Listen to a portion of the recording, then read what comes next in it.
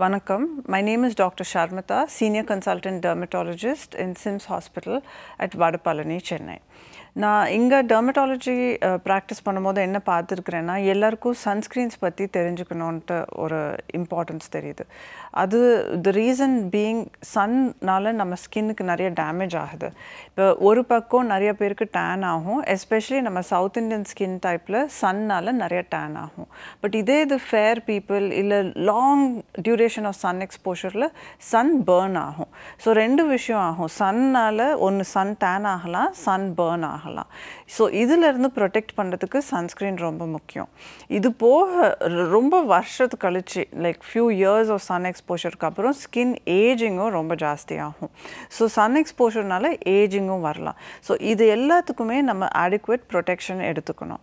Summer சீசனில் sunscreen use பண்ணுறதுக்கு முன்னாடி உங்கள் டெர்மட்டாலஜிஸ்ட் கிட்ட கேட்டுக்கோங்க என்ன மாதிரி சன்ஸ்க்ரீன் உங்களுக்கு தேவை, உங்களோட ஸ்கின் டைப் என்ன, டேன் ஆகிற டைப்பா பேர்ன் ஆகிற டைப்பா, அதுக்கு தகுந்தபடி உங்களோட லைட் எக்ஸ்போஷர் எப்படி, இன்டோர்ஸா அவுட்டோர்ஸா and duration of light exposure எல்லாமே தெரிஞ்சுக்கிட்டு உங்களுக்கு அப்ராப்ரியேட் சன்ஸ்க்ரீன் யூஸ் பண்ணணும். அது போக சம்மரில் பார்த்திங்கன்னா நிறையா ஸ்வெட் ஆகும். ஸோ ஸ்வெட் ஆகிறதுனால நிறைய பேருக்கு இன்ஃபெக்ஷன்ஸ் வரும். இப்போ பாடியில் சம்மர் சீசனில் வர்றது மோஸ்ட் காமன் வந்து 2-3 ரியாக்ஷன்ஸ்.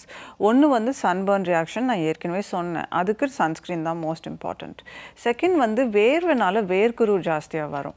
ஸோ சம்மர் சீசனில் வேர்க்குரு ஜாஸ்தியாக வர்றதை ப்ரிவெண்ட் பண்ணோன்னா அட்லீஸ்ட் ஒரு நாளைக்கு 2 வேளை பச்சை தண்ணியில் குளிக்கிறது முக்கியம். அந்த வேர்வையை கிளியர் ஆஃப் பண்ணுறதுக்கு அப்புறம் ஐதர் ஒரு டால்கம் ஒரு கேலமைன் ப்ராடக்ட் யூஸ் பண்ணிங்கன்னா உங்களுக்கு அந்த வேர்வைனால வர வேர்க்குரு கண்ட்ரோல் ஆகும். அண்ட் ஃபைனலி இந்த வேர்வைனால நிறைய இன்ஃபெக்ஷன்ஸும் வரலாம்.